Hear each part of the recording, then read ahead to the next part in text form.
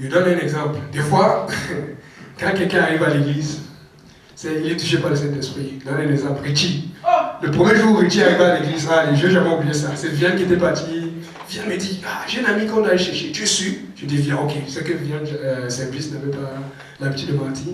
Mais on va la chercher au coin de Vieux et au coin de Vieux et Robert. Amen. C'est bon.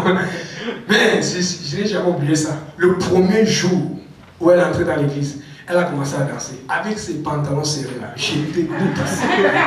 Et j'ai dit, c'était moi. J'avais vu beaucoup de gens, mais j'avais des gens après 2 séances, 3, 4. Mais elle s'est dit, dès qu'on a commencé, c'est comme elle dit, danser comme ça ici là. Boum, elle était devant. Oh, si j'allais encore, tu peux retrouver les vidéos, je vais vous montrer. Et elle ne dansait pas qu'un peu, et elle criait. Elle dit que la prochaine fois, venez qu'on me chercher. Parce qu'il fallait qu'elle aille d'abord à son église chanter. Son ancienne église. Après, on venait la chercher peut-être pour le service du soir. C'était compliqué, ça a pris du temps. Mais toujours que, quand tu vois un petit danser, on se comprend. Mais, vous voyez, il y a souvent ce genre de problème dans l'église, c'est que des fois, quelqu'un arrive. Quand quelqu'un arrive à l'église, tout ce qu'il connaît, c'est ce qu'il a appris dans le monde. Donc, quand il commence à danser, nous, c'est arrivé qu'avec le frère Abou, on va l'accompagner, on se va danser avec lui. Mais des fois, tu peux regarder dans le regard de certains frères et sœurs, mais tu ne vois pas qu'il fait le move de Shin Paul. Le move de Shin Paul a quoi à voir avec cela? Si c'est ce qu'elle sait faire pour danser, laisse-la danser, donne-lui le temps, Dieu va lui dire que ton move là, ça glisse un peu. Il y a des gens, au lieu de voir, regarde le visage, regarde comment la personne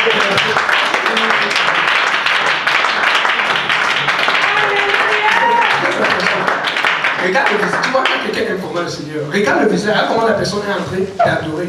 Mais la personne, vous êtes tout en train de regarder les pieds. Est-ce qu'elle fait ça? Est-ce qu'elle fait ça? Est-ce que... Ouais! Seigneur, faisons très attention, sois sensible. Amen. On veut connaître les lois non écrites de Dieu. Amen. Amen. Ok. Je donne un autre exemple. Qui a travaillé en 2014 ou qui travaille en ce moment? Qui a eu un boulot? Bon. Maintenant, de tous ceux qui ont levé la main, qui a déjà testé au travail alors que c'était interdit de tester?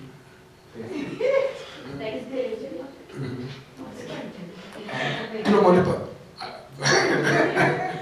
Voilà pourquoi tu aurais dû venir au départ. On a même prié pour toi. Bon, on va te dire après. Donc, c'est pas exagéré. Vous voyez un peu le problème avec la loi. Elle est vraiment rentrée. Tu aurais dû être au départ. Tu n'as pas compris ce qu'on a dit. Bon. Il n'y a pas d'exagéré ou pas d'exagéré. Ou c'est permis ou ce n'est pas permis. Et c'est là où on a souvent les problèmes. Ok? Maintenant, parce que quand on dit exagéré, c'est quoi? 50 tests? 100? 10? Comment tu vas quantifier? Qui va évaluer, le boss ou... Ok. Donc c'est interdit de tester au travail. Amen? Mais qui a testé au travail? Ok. Bon. Ça c'est un problème avec lequel j'ai dealé il y a peut-être 4-5 ans. Ça me dérangeait. Vous savez, quand tu viens d'arriver à Dieu, là, tu veux tout faire conformément et tout cela. Et je me rappelle que c'était quand là, c'était qui? Un jour me teste, il dit, est-ce que tu es déjà à l'église? Parce qu'il fallait faire la nourriture et tout cela. Mais la tête chaude, je l'ai fait comment? Et c'est là où ça a brisé.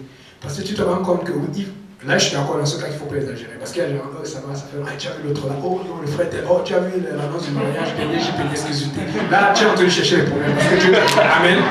Mais dis-moi, on t'appelle, on te dit qu'il y a un amour. Souvent on disait, je me rappelle aussi un autre jour, le jour où c'est Apo, c'est Ludo qui m'a testé. Jamira se baptise. Oh Seigneur. Je me rappelle d'ailleurs que je n'ai pas fini mon travail. Je suis sorti plus tôt pour aller à l'église. On était tellement contents. Jamira, en tout cas, elle n'est pas la meilleure. On vous dit, on attendait son baptême comme si c'était le miondo, le dollar au Cameroun. Donc, c'est ça. Donc, on a compris que donc, testons le travail pour un apostolique.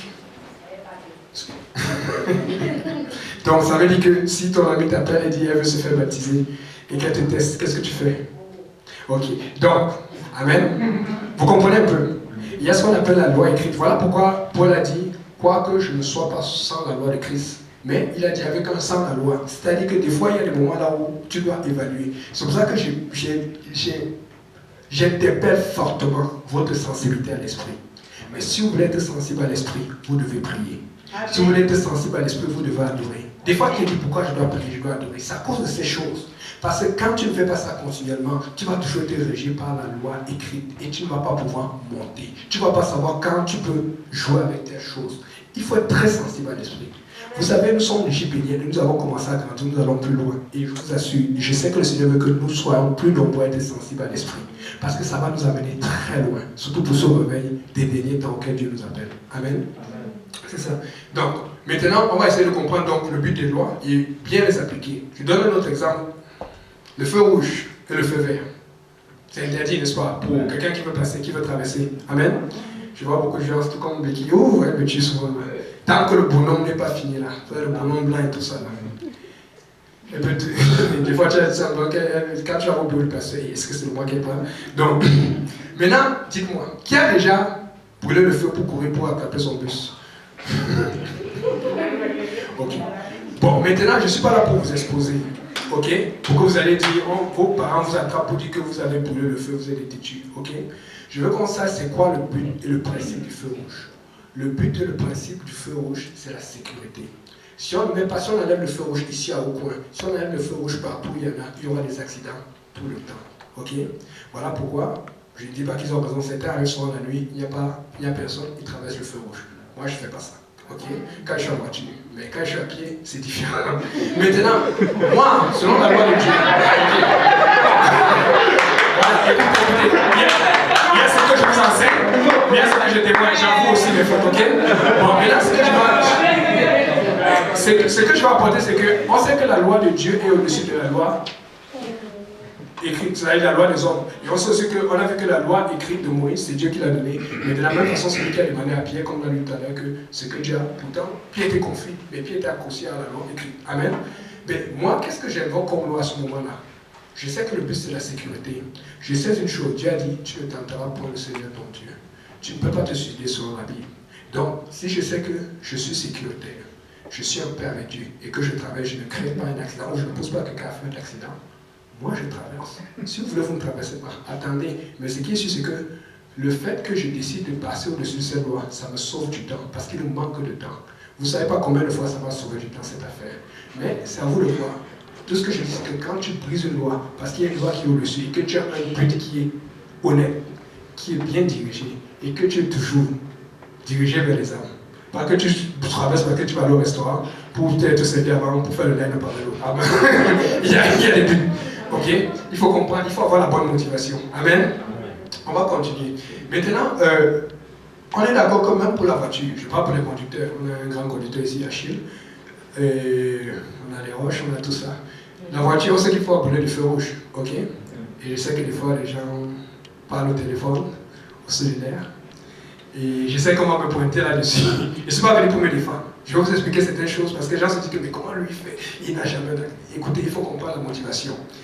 Vous ne savez pas combien de fois on t'a appelé ou on m'a appelé ou on m'a testé pour un baptême et il a fallu que je fasse demi-tour pour aller chercher quelqu'un et la personne s'est fait baptiser. Quand on t'appelle, c'est normal si tu as le kit de connexion là. Il est là. Vous pouvez demander à Becky, ça a mis longtemps pour que je mette ça. Elle m'a parlé, j'ai compris que le Seigneur allait me punir. Il est là. Bon, maintenant, je n'ai pas le kit de connexion si on me teste. Or, beaucoup de tests, souvent sur le passé, souvent c'est des gens, c'est en route. Comment tu fais? Je ne suis pas en train de vous dire de prendre le cellulaire au volant. Tout ce que je suis en train de dire, c'est de savoir qu'est-ce que tu cherches. Pourquoi tu prends le cellulaire, pourquoi tu prends quelque chose. Ok? Et pour ceux qui sont strict avec la voiture, il ne faut pas faire ça, il ne faut pas faire ça. Si on veut être strict, on peut regarder la loi du code routier. Le code routier dit que même quand tu as un feu, tu dois rester à une certaine distance du feu. Donc si tu veux être super strict, tu dois respecter cela. Le code routier dit que quand tu veux faire un stop, tu t'arrêtes avant le stop et ta voiture doit s'arrêter totalement. Elle ne doit même pas être en mouvement. Mais combien d'entre nous conduisent, la voiture s'arrête à peine, surtout quand il n'y a personne, et tu continues. Donc des fois, on commence à faire comme les juifs. C'est-à-dire qu'on veut tellement être accroché à la loi que nous nous montrons sans s'en rendre compte. Ok? Le but c'est de comprendre la loi. Et mon but ici, là, c'est que chacun soit sensible à l'esprit. Je ne veux pas vous stimuler, vous interpeller à la désobéissance. Je vous interpelle à la sensibilité à l'Esprit de Dieu pour pouvoir être plus efficace dans votre évangélisation et dans votre relation avec Dieu. Amen. C'est ça. Donc, je donne un autre exemple. Tout le monde connaît celui-là. C'est l'exemple que le pasteur m'a toujours tué avec la circoncision. Genèse 17, verset 12.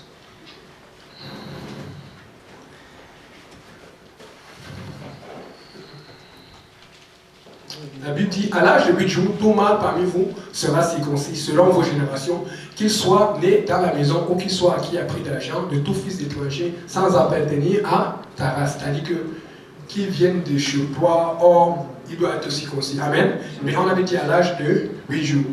Amen. Ok, maintenant, quand on regarde aujourd'hui, il y a des gens qui ont circoncis le premier jour ou le second jour. Mais est-ce que tous ceux qui ont circoncis le premier jour, ils ont péché? Il y a même des juifs qui ont circoncis aujourd'hui. Si vous regardez, il y a beaucoup de juifs qui se font circoncire le premier jour. Maintenant, regardez le but là-dessus. La science, pour ceux qui ne savent déjà, je dis pour ceux qui ne savent pas, la science a découvert qu'entre le 7e et le 8e jour, pour tous les enfants qui naissent, tout, c'est là où se forme en excédence la vitamine K qui permet la coagulation du sang. C'est pour ça qu'un bébé, quand il est né, il est tout petit, il est tout doux. Après, c'est comme s'il devient dur, il devient plus nerveux. Mais avant, s'il se blesse ou si n'importe quoi lui arrive, il peut mourir. S'il saigne un peu. Or, cette protéine qui se forme en abondance entre le 7e et le 8e jour, c'est ça qui permet à ce que l'enfant soit safe. Maintenant, quel était le but? Quel était l'esprit ou la loi non écrite là-dedans? C'était la sécurité de l'enfant. Parce que Dieu savait que l'homme n'avait pas la connaissance. Et avec le temps, la connaissance a évolué. La Bible dit que dans les derniers temps, la connaissance va exploser. On voit comment les smartphones, tout ce qui arrive avec la technologie aujourd'hui. Le but, c'est de comprendre la loi. Mais des fois, il y a des gens qui ne comprennent pas la loi, qui appliquent juste, et qui vont toujours rester à appliquer. C'est ce que le Seigneur va me dire. Il faut comprendre la loi. Et ça va nous permettre d'avancer. Amen. Donc aujourd'hui, ce n'est pas que c'est un péché de circoncire l'enfant le premier jour, c'est juste qu'ils ont compris le principe en arrière. Et qu'est-ce qu'on fait quand l'enfant naît? Il y a un percussion qu'on donne, ça contient beaucoup de protéines K, et on injecte cela. Et après l'enfant est safe. Et puis quelques heures après, on peut le circoncire sans problème. Il faut comprendre la loi. Amen. On va lire une autre loi. Lévitique 19, verset 19. Vous observerez mes lois. Dieu dit vous observez, c'est-à-dire que vous ne tournerez pas mes lois. Vous allez observer, c'est très important. Tu n'accouperas point de bestiaux de deux espèces différentes. Tu n'ensemenceras point ton champ de deux espèces de semences. Et tu ne porteras pas un vêtement tissé de deux espèces de fils. Tiens, ça c'est dur ça. J'ai regardé dans la Bible matin, ça veut dire tu ne mélangeras pas les fils comme la laine et le lin. Mais il y a beaucoup de gens qui ont la laine et le lin ici. Ça veut dire aussi, dans la Osteva, c'est tu n'utiliseras pas de tissus mélangés.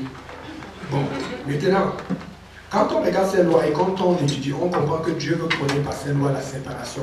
C'est-à-dire qu'il n'y a qu'un seul Dieu. Dieu veut prôner la modestie. Voilà pourquoi si tu vois les Juifs qui sont toujours accrochés à la loi, tu vas les voir, la plupart ils s'habillent en quelle couleur?